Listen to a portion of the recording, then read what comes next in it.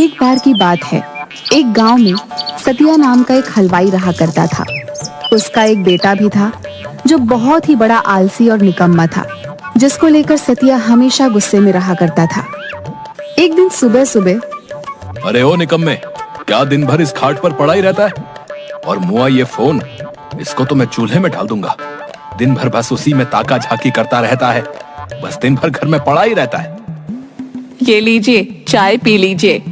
अरे माँ, इन्हें चाय नहीं, थोड़ा ठंडा शरबत दीजिए तो शायद दिमाग ठंडा होगा। माँ हंसी दबाती हैं। अपने इस लाड साहब को कहो कि चलकर दुकान पर मेरा हाथ बटाए। बाबू, दुकान कितनी दूर है, मैं चलकर कैसे जाऊंगा? अरे नहीं नहीं लाड साहब, आप चलकर कैसे जाएंगे? आपके पैर खराब हो जाएंगे। आपके लिए अभी मैं गाड़ी बुलवाता हूँ, तो आपको आराम से दुकान तक छोड़ देगी। हाँ बापू, ये सही रहेगा। हे भगवान, क्या करूँ इस नालायक का। चुपचाप चल अब, वरना तेरा फोन उठा के बाहर फेंक दूंगा, पहले ही बता रहा हूँ। इसके बाद दोनों दुकान पहुंचते हैं। अब बैठा क्या है, खड़े हो जा और हाथ बटा मेरा काम में। कोई भी पकौड़े लेने आए तो देना उन्हें, मैं आता हूँ तब तक। ले लो भाई, ले लो, गर्मा गर्म पकौड़े ले लो। मूंग दाल पकौड़ा, पालक पकौड़ा, सेब भुजिया, गोभी पकौड़ा, ब्रेड पकौड़ा, आओ आओ और स्वादिष्ट पकौड़े खाओ।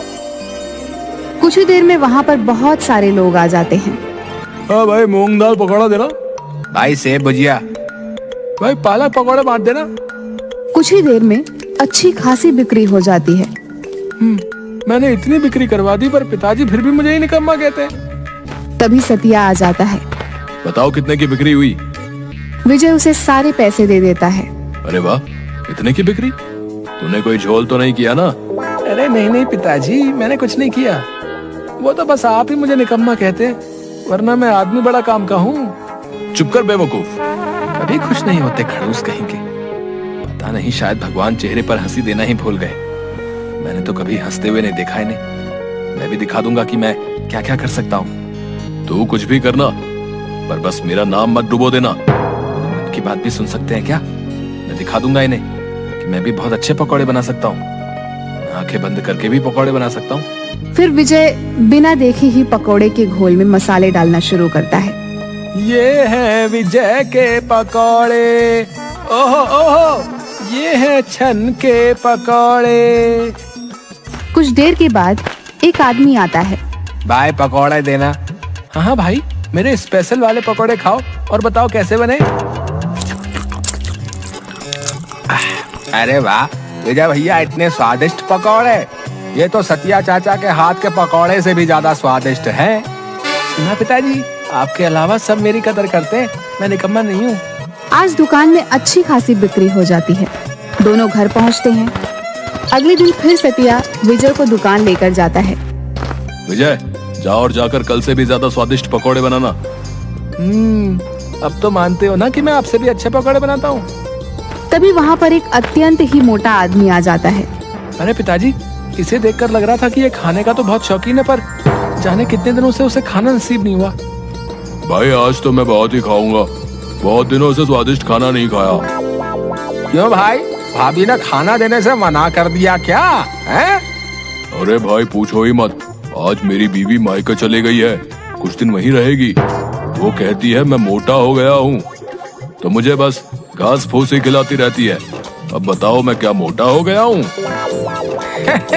अरे नहीं नहीं भाई, तुम कहाँ मोटे दिखते हो। वो तो हर पत्नी को अपनी पति में कुछ ना कुछ बुराई दिखती ही रहती है? आज मेरे पास 2 खुशी से खाने के कारण हैं। क्या क्या कारण है? अरे पहले तो ये कि मेरी बीवी मायके चली गई है और कुछ दिन वहीं रहेगी, और दूसरा ये कि मैं बहुत दिनों से स्वादिष्ट खाना नहीं खाया हूँ। तुम सब तो जानते ही हो कि मैं खाने का कितना शौकीन हूँ। वहाँ बैठे सब हंसने लगते हैं। अरे विजय, जल्दी से कुछ ना कुछ खाने के लिए लेकर आओ। हाँ हाँ काका, आपके लिए मैं अपने हाथों से कुछ बनाकर लेकर आऊंगा। अरे विजय, जल्दी लेकर आना और थोड़ा ज्यादा बनाना। अरे भाई, जब तक तुम ये खाओ।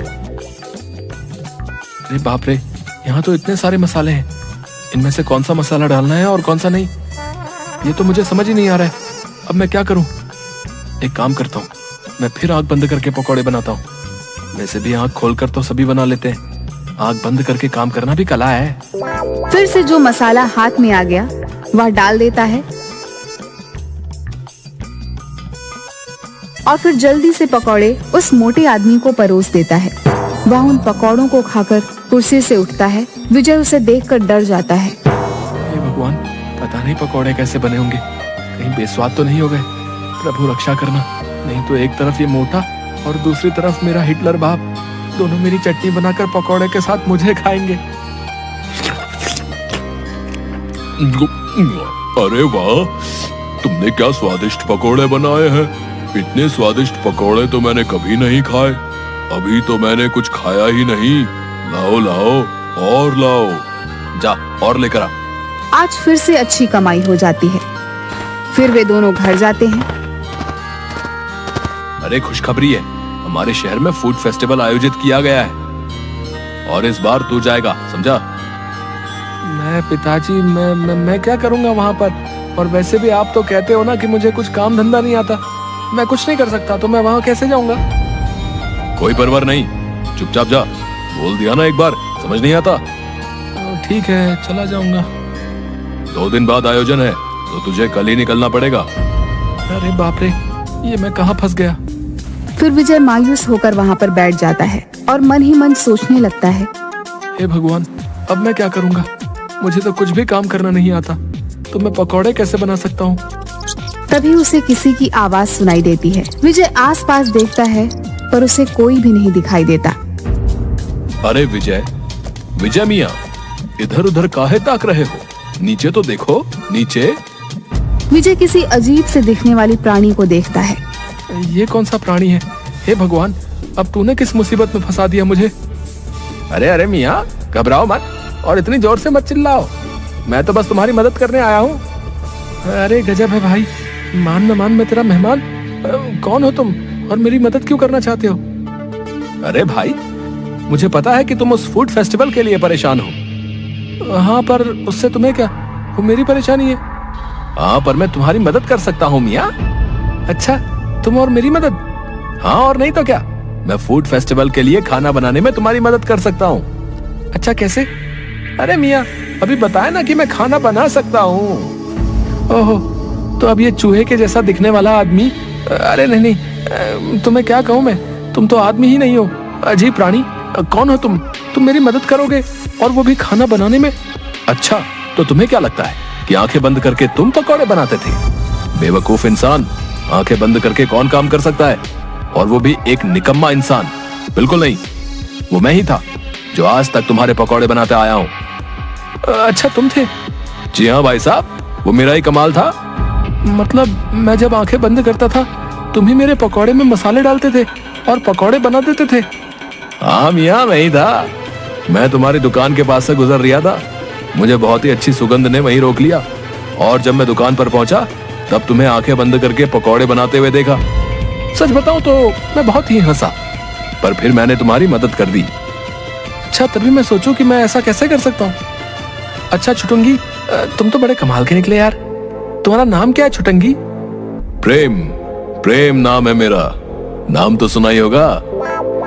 ड्रामा नहीं, सच में बोलो ना। अरे यार, कुछ भी रख दो, वैसे भी हमारे यहाँ तो नाम वाम की कोई जरूरत नहीं होती। तुझे जरूरत पड़ेगी तो तू ही रख ले, जो तेरा मन करे।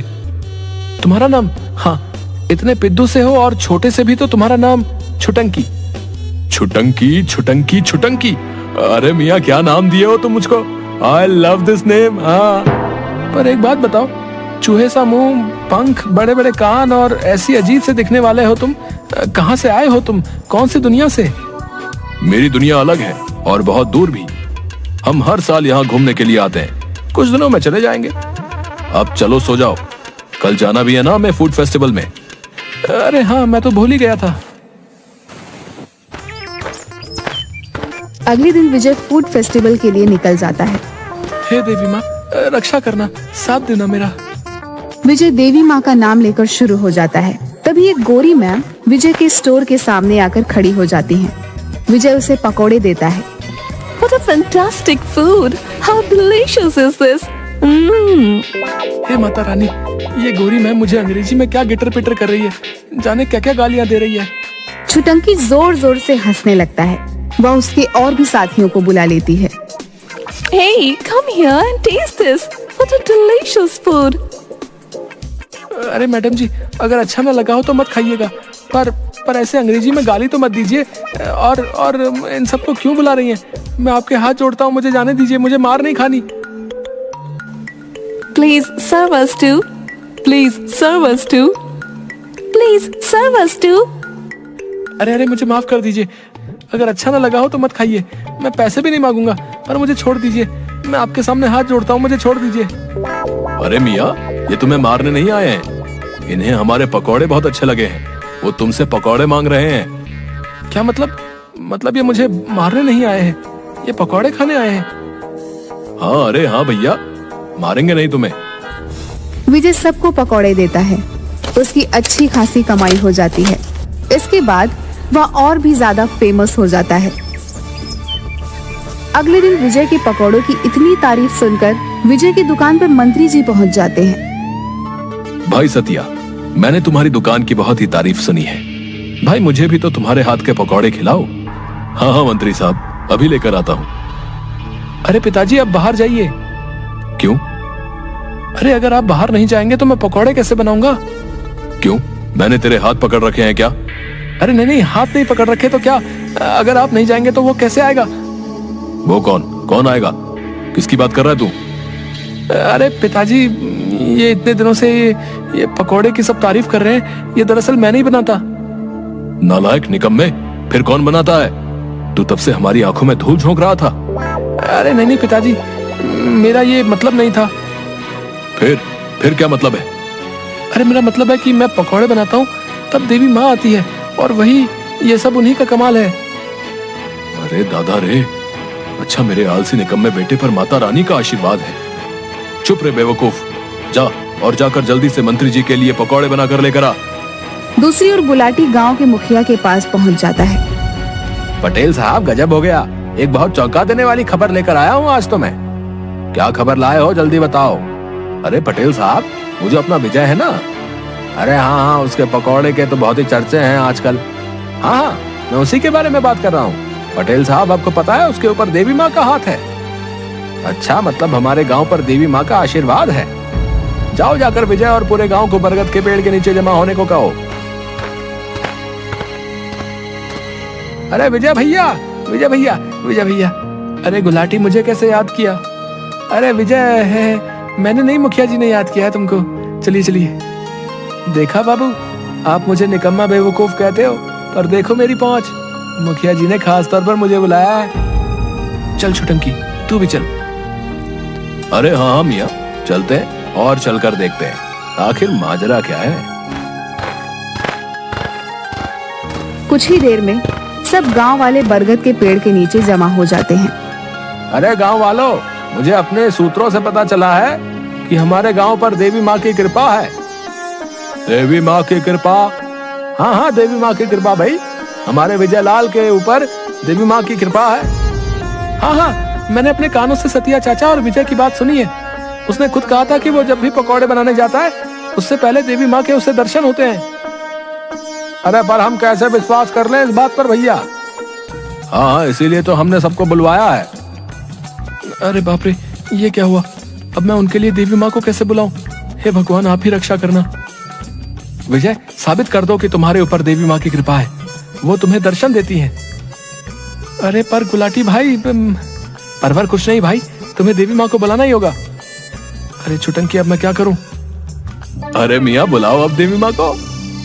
वैसे भी तुम दिन भर देवी माँ करते रहते हो, बुलाओ। हाँ, उड़ा लो, मेरा मजाक उड़ा लो तुम भी अब। हे देवी माँ, बचा लेना मुझे। हे देवी माँ, दर्शन दो, मुझे दर्शन दो। सभी गांव वाले विजय की तरफ गौर से देखते हैं। अरे कहाँ है देवी माँ, कब आएंगी और कितना इंतजार करवाएंगी देवी माँ? हाँ देवी माँ, इतना वक्त क्यों लग रहा है? अरे देवी माँ तुम्हारे जैसे फुर्सत में थोड़ी रहती है, उन्हें और भी बहुत सारे काम होते हैं, सब्र करो। छुटंकी, अब तू ही कुछ रास्ता बता, मैं क्या करूं? छुटंकी विजय के कानों में कुछ फुसफुसा कर आता है। अरे देवी माँ, आप आ गई। हाँ। अरे हमें तो नहीं दिख रही देवी माँ, कहाँ है? अरे कहाँ है देवी माँ? एक काम करता हूँ, मैं भी यही दिखाता हूँ कि मुझे भी दिख रही है माँ। अरे तुम जैसे पापियों को देवी माँ दर्शन नहीं देंगी, पापी कहीं के। अरे देवी माँ, आपने दर्शन दिए, हम तो धन्य हो गए। अरे ये क्या हुआ? ये गुलाटी, इसे कैसे कुछ भी दिखाई दे रहा है?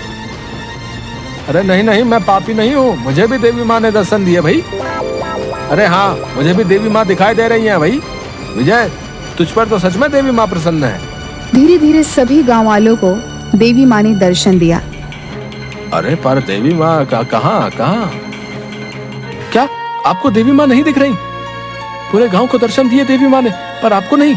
मतलब आप अरे नहीं नहीं, देवी माँ मुझे आशीर्वाद दीजिए और सदा अपना आशीर्वाद इस गांव पर बनाए रखना। विजय और छुटंकी एक तरफ होकर हंसने लगे। अरे देखो इन सबको, कैसे बेवकूफों की तरह मेरी बातों पर विश्वास कर रहे हैं। अरे विजय मियाँ, अब जाओ और जाकर इन्हें सच बता दो कि तुम्हें कोई देवी माँ दर्शन नहीं देती। शाबाश विजय, तूने मेरा सिर गर्व से ऊंचा कर दिया। तू मेरा निकम्मा बेटा नहीं, तू मेरा लायक बेटा है। अरे अरे अरे, सूरज आज पूरब की जगह पश्चिम से कैसे निकल आया? अब चलो दुकान पर, और आप सब भी अपने अपने घर जाइए और अपने कामों में लगिए। अच्छा विजय मियाँ, अब मुझे भी चलना चाहिए। मैं तो यहाँ छुट्टियां मनाने आया था, मेरा काम हो गया। क्या तुम जा रहे हो? और मेरी मदद कौन करेगा? विजय, अब तुम्हें ये सब कुछ करना होगा, और वैसे भी मेरे साथ रहकर तुम भी मेरे जैसे पकौड़े बनाने सीख गए हो। छुटंकी, मुझे तुम्हारी बहुत याद आएगी। अलविदा दोस्त।